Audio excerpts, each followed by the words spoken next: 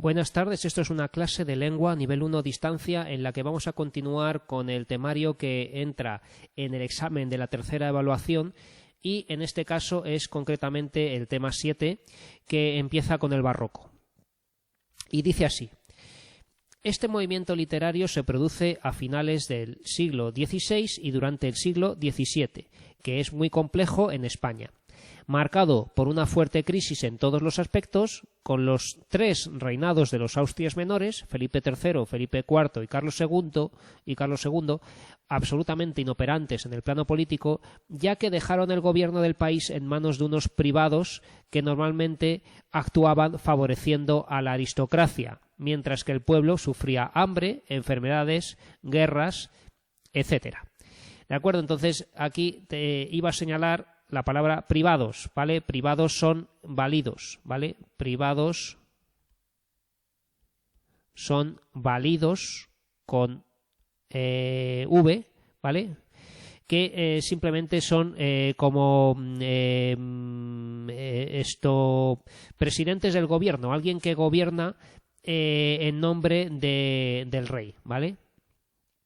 Un válido o un privado es un hombre de confianza del rey que va a gobernar en su nombre, ¿no? Entonces, en historia ya lo verán ustedes, pero por ejemplo, el válido de Felipe III fue el duque de Lerma, ¿no? El duque de Lerma, ¿vale? Y el válido de Felipe IV fue el conde duque de Olivares, ¿vale? Conde duque de Olivares. ¿De acuerdo? Entonces, estos hombres fueron muy poderosos y gobernaron, fueron suyas muchas decisiones políticas que llevaron a España, pues no puedo decir si fue al fracaso, pero sí digamos que fueron responsables de lo que ocurrió, ¿vale? Entonces estos actuaban favoreciendo a la aristocracia, a ellos mismos, a sus amigos, sus familiares, ¿no? Mientras que el pueblo sufría hambre, enfermedades, guerras. Sin embargo, en lo cultural tenemos probablemente el momento más rico de España, en todas las artes y sobre todo en literatura, ¿vale? Entonces, el barroco en España es algo de lo más destacable en las artes y sobre todo en literatura. En este siglo escriben Lope de Vega, Quevedo y Góngora y se producen algunas de las cotas más altas que han producido nuestra poesía o nuestro teatro, ¿vale? Y aquí tenemos a Velázquez, que en pintura también destacó muchísimo. En pintura y en arquitectura también tenemos grandes hitos de la historia del arte, ¿de acuerdo? Felipe IV fue un rey en cuyo reinado se produjeron fuertes daños para España, fracasos políticos importantísimos, pero que en su reinado, digamos, en el periodo vital de Felipe IV, pintó Velázquez, escribió Quevedo, o sea que es que teníamos muy buenos artistas bajo el amparo de este rey. Vale, en el barroco se ha perdido el optimismo del Renacimiento. Es una época de desengaño, ¿vale? En el Renacimiento se creía en la razón, en el vitalismo, ¿no? Que la vida era para vivirla y disfrutarla. Se decía eso, el tópico de Carpe Diem, ¿vale? Mientras que en el barroco lo que se ve es un desengaño. La realidad es decepcionante. Nos ha defraudado. Todo acaba mal. Digamos, las ilusiones se desvanecen y aparece una realidad cruda. Y esa es la mentalidad del barroco, donde al final todo es dolor y muerte, al final, digamos, ¿vale? Es una época de desengaño. La palabra desengaño es muy importante porque haber estado ilusionado y razonar y tener experiencias para salir de esa ilusión y volver a la realidad, eso es el desengaño y es un acto total de inteligencia, ¿vale? O sea, lo que es desengañarse y salir de la ilusión, salir de del idealismo, es propio de la mentalidad barroca y incluso de la mentalidad española, ¿vale? Vivir no en el engaño, sino en el desengaño, o sea, saber que todo es mentira, ¿vale? Se considera que la realidad es un engaño a los ojos, que nada es lo que parece, y se tiene muy presente el envejecimiento y la muerte. Se tiene muy presente el envejecimiento y la muerte, al igual que el Imperio Español, que se estaba desmoronando. ¿Vale? Entonces esto es un breve resumen de el barroco, de lo que significa el barroco en España. Entre el Renacimiento y barroco está Miguel de Cervantes, ¿vale? Miguel de Cervantes nació en Alcalá de Henares, ¿vale? Miguel de Cervantes está entre el Renacimiento y el barroco. Nació en Alcalá de Henares en 1547. Vivió durante un tiempo en Italia, fue soldado, participando en la batalla de Lepanto, muy importante, 1571, donde fue herido. En 1575, cuatro años después, cuando volvía a España, fue apresado por los turcos junto a su hermano, y durante 5 años sufrió cautiverio en Argel. En Argel, que está en Argelia, ¿no? Que era una base, una ciudad y digamos un cuartel de musulmanes, de turcos, de berberiscos, de piratas en general, que asolaban el Mediterráneo y raptaban y mataban cristianos, ¿vale? Y durante esos 5 años en los que estuvo preso Cervantes, intentó escapar sin éxito, hasta que en 1580 unos frailes de la Orden de la Merced, trinitarios, pagaron su rescate. Unos frailes trinitarios pagaron su rescate. A la vuelta a España, en su regreso, vivió en diversas ciudades. De vuelta en España, vivió en diversas ciudades, Valladolid y Madrid sobre todo, siguiendo la corte, porque el duque de Lerma trasladó la capital a Valladolid y Felipe IV de nuevo la puso en Madrid. Entonces él estuvo primero en Valladolid y en Madrid, ¿no?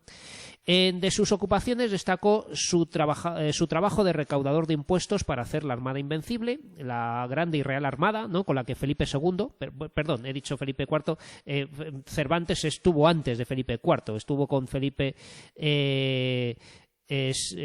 con Carlos V y Felipe II, y es anterior a los demás autores. Entonces, trabajó, donde destacó su trabajo de recaudador de impuestos para hacer la Armada Invencible de Felipe II, con lo que conoció muchas gentes y lugares de La Mancha y Andalucía, y que le supuso otra estancia en la cárcel por un supuesto caso de corrupción o error de cuentas, ¿vale? Escribió novelas, poesías y obras de teatro, pero no ganó nunca mucho dinero, no fue rico. Y murió en Madrid el 23 de abril de 1616, realmente es el 22, ¿vale? El 23 fue el día en que fue enterrado. El 22 de abril de 1616.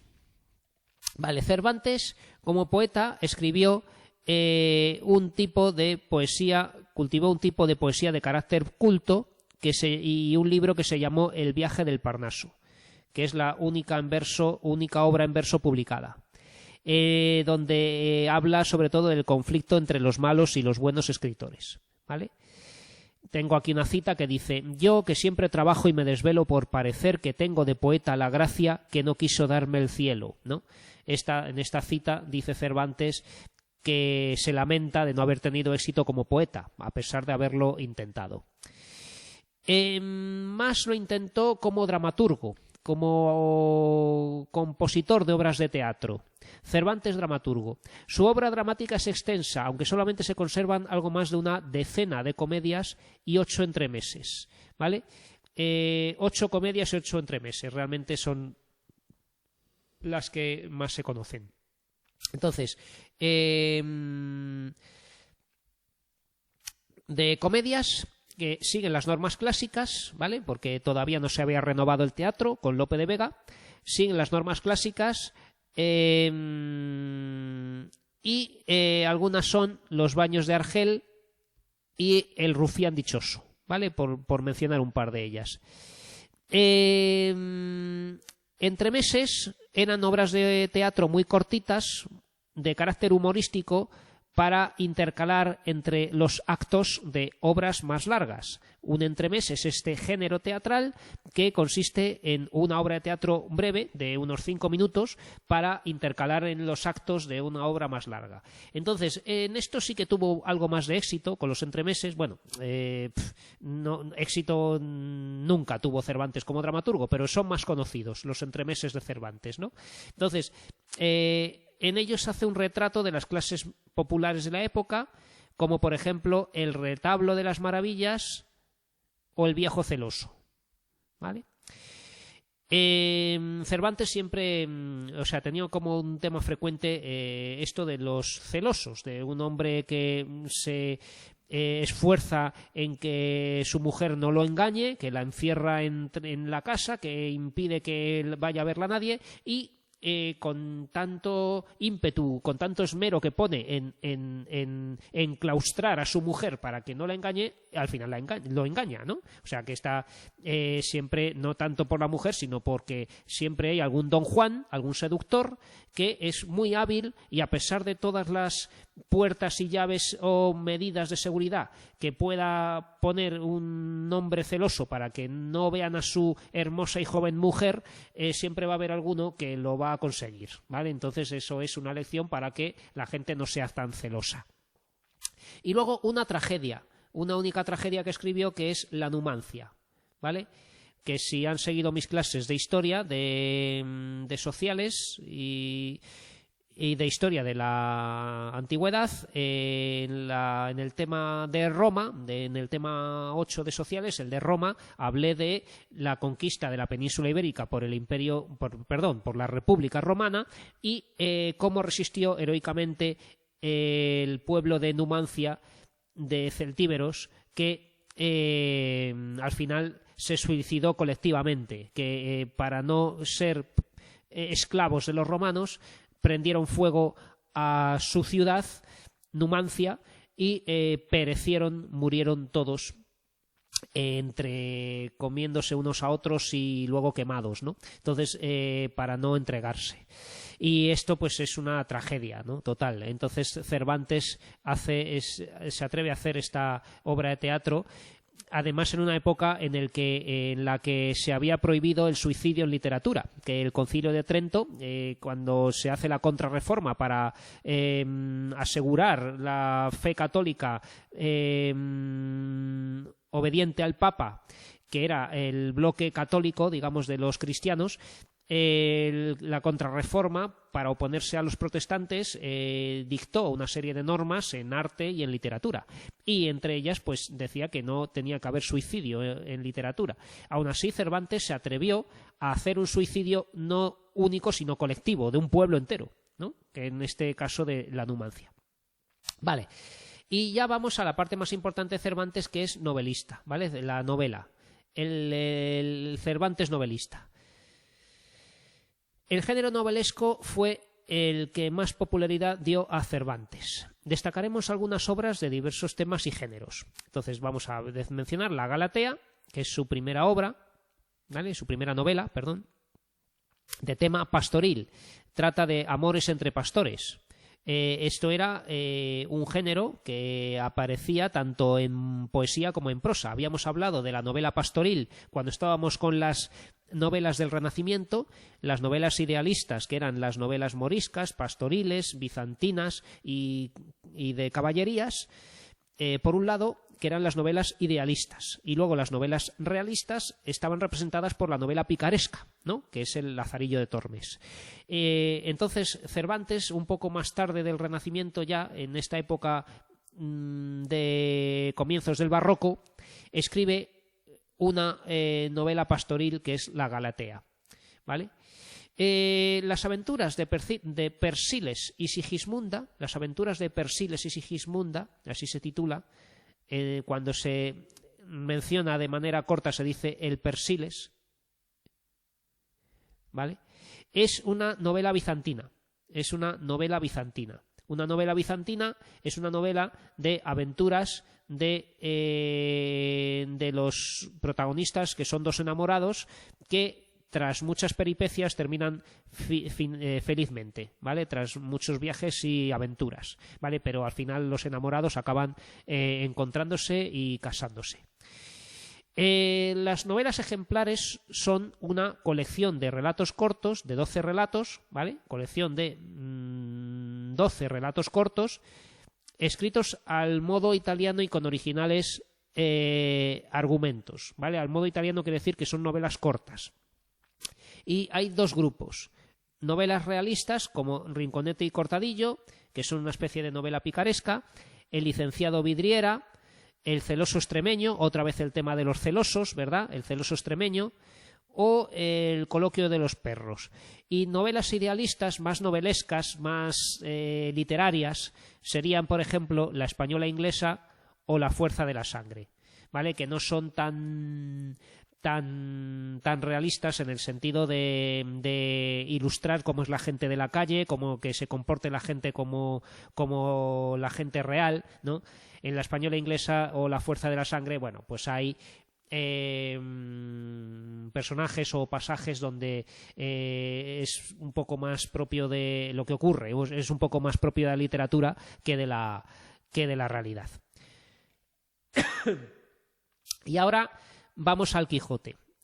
El Quijote es la obra maestra de Cervantes, ¿vale? Es su obra maestra, por así decir. Se publica en dos partes, muy importante, la primera en 1605 y la segunda en 1615. Y vamos a estudiar algunos aspectos de la obra. Aquí en este cuadro que pone aquí del libro de Marea Verde, dice, ¿cuál es la intención de la obra? Dice, por un lado, la novela supone una parodia de los libros de caballerías, por lo que durante los siglos XVII y XVIII fue leído como un libro cómico. Sí, es que no lo entendieron, sobre todo en el siglo XVIII no entendieron el Quijote. Un siglo después adquirirá un valor distinto, será interpretado como la defensa del ideal en una sociedad en la que los grandes ideales se han perdido, ¿vale? Y esto sería en el siglo XIX. ¿Vale? Estamos hablando de una novela que habla ya en el siglo XIX de la defensa del ideal.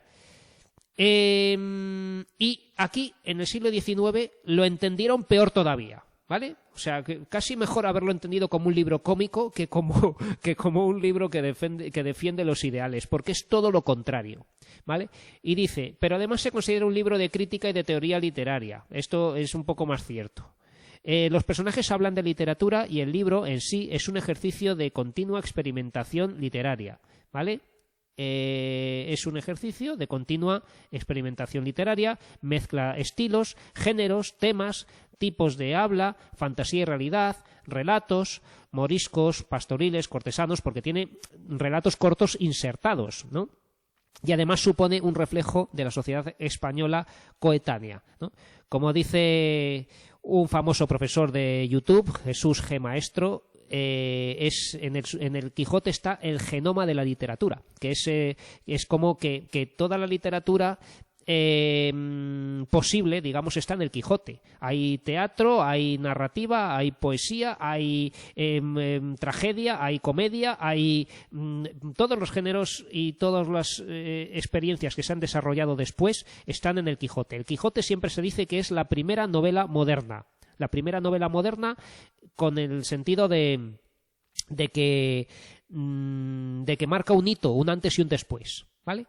Cervantes tenía un sentido del humor muy particular que aparece en sus obras. Es lo que se llama ironía cervantina, ¿no? Esto es lo que dice también Jesús G. Maestro, de que parece que Cervantes era gallego. No era gallego, no se sabe si era gallego porque nació en Alcalá de Henares, pero el humor es muy particular, ¿vale? Es lo que se llama ironía cervantina. Los nombres de los personajes y las situaciones insólitas encierran a menudo una crítica. ¿vale? Bueno, aquí tenemos un par de apuntes donde digo lo que es la novela bizantina, que ya lo he dicho cuando he hablado de las aventuras de Persíles y Sigismunda, ¿vale? Novela bizantina, un tipo de novela renacentista caracterizada por las aventuras que corrían dos enamorados, recorriendo diversos lugares y peripecias y cuyo final era feliz. Y cuando estamos hablando de novelas ejemplares, cabe recordar lo que son los exemplos. Era un género típico medieval en los que se relataba un breve cuento y al final se exponía una ejemplaridad moral.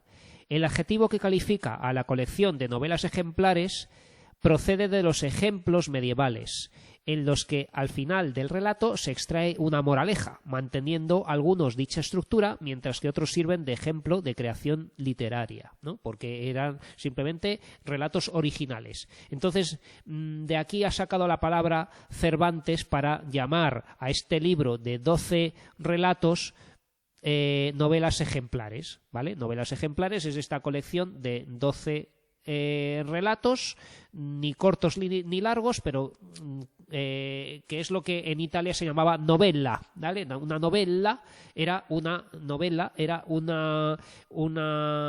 algo nuevo, ¿no? Novela, que era un género literario de un cuento un poco largo, pero que no tan extenso como lo que se llamaba un román, un libro, algo muy extenso, que es lo que hoy en día nosotros entendemos como novela, un texto narrativo extenso, ¿no? Entonces las novelas ejemplares, estas novelas no eran tan extensas, por eso cabían 12 en el mismo libro, ¿vale?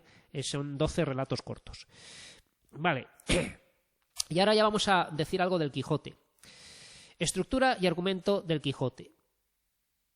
Alonso Quijano, Don Quijote, enloquecido con la lectura, sale a vivir aventuras emulando a los héroes de las novelas de caballerías. Como todo el mundo sabe, Alonso Quijano es un hidalgo, ¿vale? Un hidalgo, un noble, ¿vale? Un hidalgo es un noble de baja alcurnia, ¿vale? De baja condición, pero noble, que no tiene que trabajar, que tiene unas tierras o algo que le da dinero, ¿vale? Entonces tiene ya unas tierras, y Alonso Quijano es un hombre que ya es mayor, que tiene 50 y tantos años, que está soltero, que se aburre y que se supone, o nos hacen entender, que enloquece por leer libros de caballerías.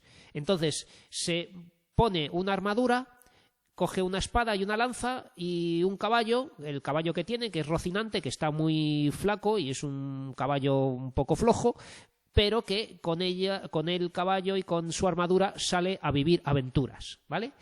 Entonces, la primera salida es aquella en la que va solo y no llega muy lejos, es armado caballero en una posada, que él cree castillo, y regresa apaleado, ya le da una paliza, le pega a la gente, ¿no?, por hacer el idiota, y en su casa sus amigos queman sus libros y aprovechan para robarle algunos. Sus amigos son el cura y el barbero. El cura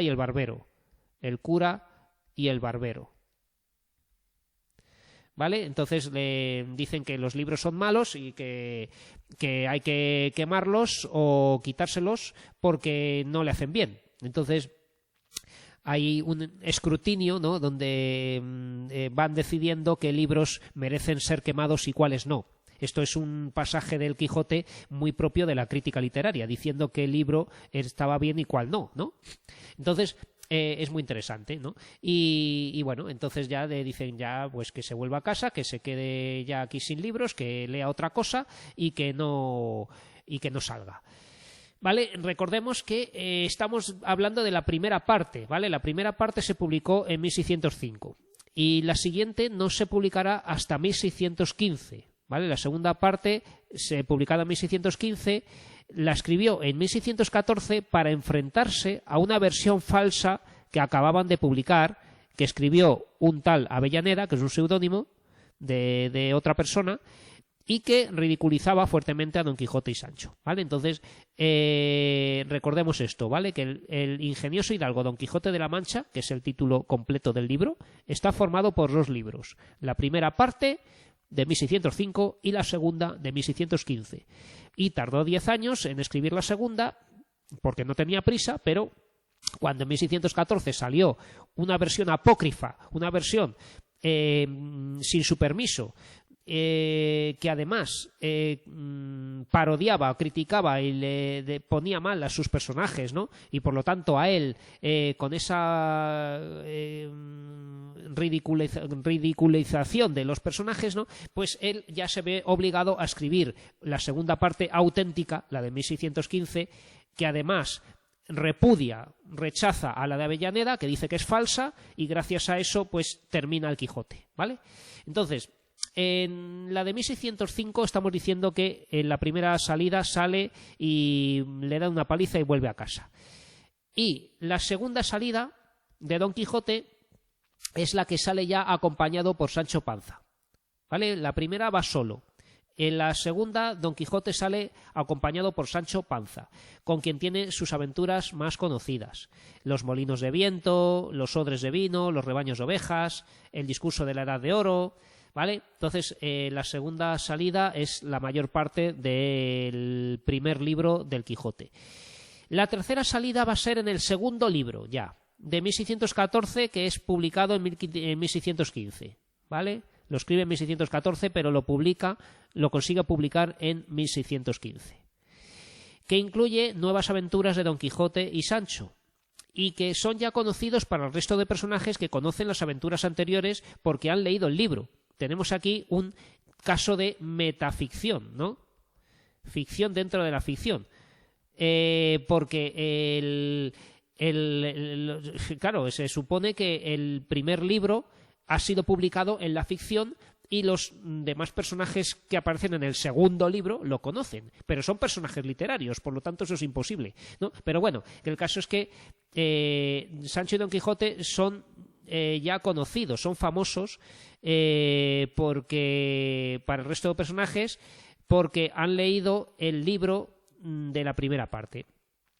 Y acaba el libro con el desenlace que ocurre en Barcelona cuando Don Quijote es vencido por el caballero de la Blanca Luna, que no es otro que un vecino de su pueblo, el bachiller Sansón Carrasco, y que le obliga a volver a casa y dejar las armas, a dejar ya para siempre de ser caballero andante. Y en casa, resignado y arrepentido, vuelve a la razón y muere, ¿no? Ve que todo lo que ha hecho es que todo este intento de ser caballero andante era ridículo, que era un idealismo, que no tenía sentido y que la realidad es diferente, ¿no? Ahí tenemos el desengaño barroco, ¿vale? El desengaño donde Alonso Quijano deja de ser Don Quijote y vuelve a ser Alonso Quijano. El narrador en el Quijote es muy importante. Uno de los grandes hallazgos de Cervantes es innovar con el narrador. La voz que nos cuenta la historia puede jugar a confundirnos o engañarnos, que es lo que hace Cervantes. El narrador nos engaña. No nos tenemos que fiar del narrador. Finge que la obra no la inventó, sino que la transcribe de una historia real referida por un historiador árabe, lo cual es mentira, claro, eso lo ha inventado Cervantes, no un historiador árabe. El texto original está en árabe y la ha traducido un morisco que también ha podido confundirse o hacer variaciones, que eso no lo dice el narrador, dice aquí se ha equivocado el traductor o algo porque esto no puede ser, en fin. Y con esta confusión logra que su historia parezca más real y poner a prueba al lector. Y vamos a decir algo de los personajes. Los personajes de la novela, los protagonistas son Don Quijote y Sancho, ¿vale? Don Quijote es un hidalgo de un pueblo manchego que, envuelto en la locura de tanto leer libros de caballerías, decide convertirse en caballero andante, en busca de aventuras. Bajo esta locura, que hace que lo convierta en personaje cómico, expone juicios muy acertados y coherentes sobre diversos asuntos. Y muy importante esto, en realidad no está loco, sino que se finge loco para divertirse llamando la atención, ¿vale? O sea, él no está loco, lo que pasa es que está jugando a parecer loco, pero Don Quijote tiene una forma de razonar que no es de loco. Él pretende evitar el daño, pretende irse sin pagar de alguna fonda, de alguna venta, le echa morro, digamos, en algunas situaciones, o sea que eso no es de loco, la persona lo que está es razonando y bueno, pues aparentando ser loco, pero no está loco. Y luego, menos loco que él todavía está Sancho Panza. Sancho Panza realiza la labor de escudero, porque en un libro de caballerías tenía que haber un escudero, y el autor Cervantes refleja en Sancho diversas características que contrastan en muchas ocasiones con Don Quijote. La locura y la cordura, ¿no? Don Quijote es, entre comillas, loco, que ya sabemos que no está loco, pero Sancho siempre va a estar cuerdo. El Don Quijote es culto y Sancho es rústico, alguien popular, propio de un pueblo, ¿no? El habla de Don Quijote es culta y Sancho utiliza muchos refranes que es propio del conocimiento popular, ¿vale? Aunque poco a poco adoptará algunas formas propias de su amo y Don Quijote de él, ¿vale? Se van a quijotizar y sanchificar, ¿vale? Sancho al final se quijotiza un poco, ¿vale? Aunque poco a poco adoptará algunas formas propias de su amo, ¿vale? Sancho se quijotiza un poquito, entre comillas, ¿vale? Al final. Y Don Quijote de él, que también Don Quijote al final va a decir refranes también, ¿vale? Sancho realmente no es ningún tonto, aunque a veces lo diga Don Quijote o el propio narrador, ¿vale? El narrador dice que Sancho es tonto, pero Sancho no es ningún tonto. Cervantes recurre a este personaje de contraste con el protagonista noble y culto porque era propio de la literatura de la época, el criado, el bobo o el gracioso, ¿no? Tenía que haber siempre alguien que haga contraste con el protagonista. Dulcinea es la dama de quien está enamorado Don Quijote, que ni él que ni sabe de él ni es bella, ¿vale? Ni sabe de él, aquí hay una pequeña rata, ni es bella. Su verdadero nombre es Aldonza Lorenzo, ¿vale? Se llama Aldonza Lorenzo, es una vecina de su pueblo.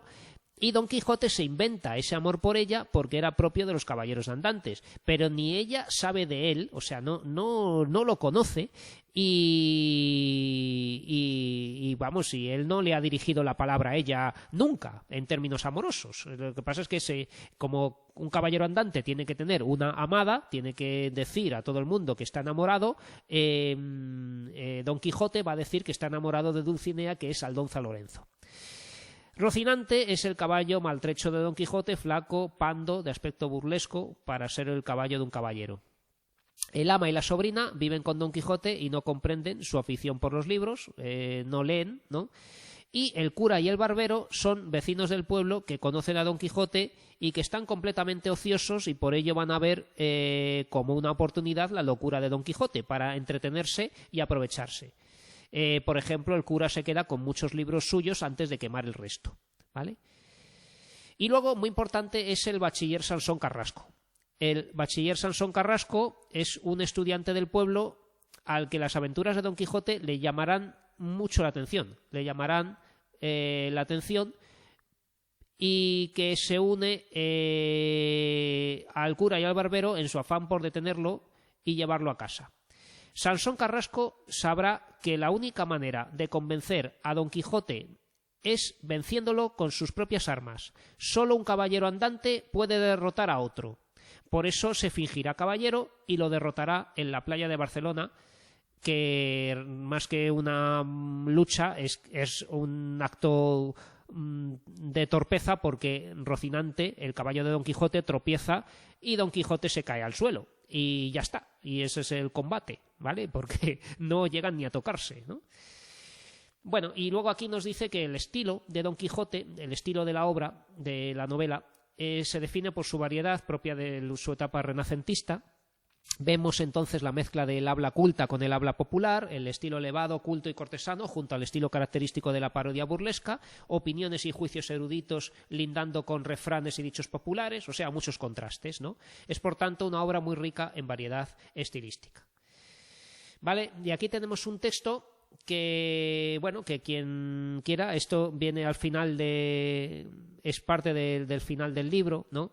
donde ya Don Quijote dice que está loco. Dice: señores, dijo Don Quijote, yo fui loco y ya soy cuerdo. Fui Don Quijote de la Mancha y ahora soy Alonso Quijano el Bueno, ¿no? Que es cuando ya recupera la razón Don Quijote poco antes de morir, ¿vale? Entonces, nada, aquí hay unas preguntas que pueden contestar y suben nota en el cuaderno si las hacen, ¿vale? Y nada, creo que voy a dejar el resto para otro vídeo, ¿vale? Porque tenemos que hablar sobre todo de palabras homófonas y homógrafas, ¿vale? Que es una pregunta del examen. Y podemos preguntar alguna cosa más como hipónimos o hiperónimos, pero bueno, que en semántica pues también esto hay que leerlo, ¿vale? Lo digo por si no ven todos los vídeos, que por lo menos estudien este tema. Aquí tenemos algunos ejercicios de sinónimos y antónimos, de palabras homófonas, y luego pues un recordatorio de lo que es la narración y la descripción, ¿vale? Y nada, un cuestionario que ya está hecho en algún otro vídeo que hemos hecho en otros exámenes, y un repaso del atributo y de las oraciones copulativas para aprovechar este hueco que quedaba en la página, y nada más. Entonces, puede que haya un vídeo más o no, pero por favor recuerden estudiar el tema 7 que estoy mencionando ahora mismo entero, ¿vale? Para el examen que tenemos la semana que viene. Con esto termino este vídeo y nos vemos en la próxima clase.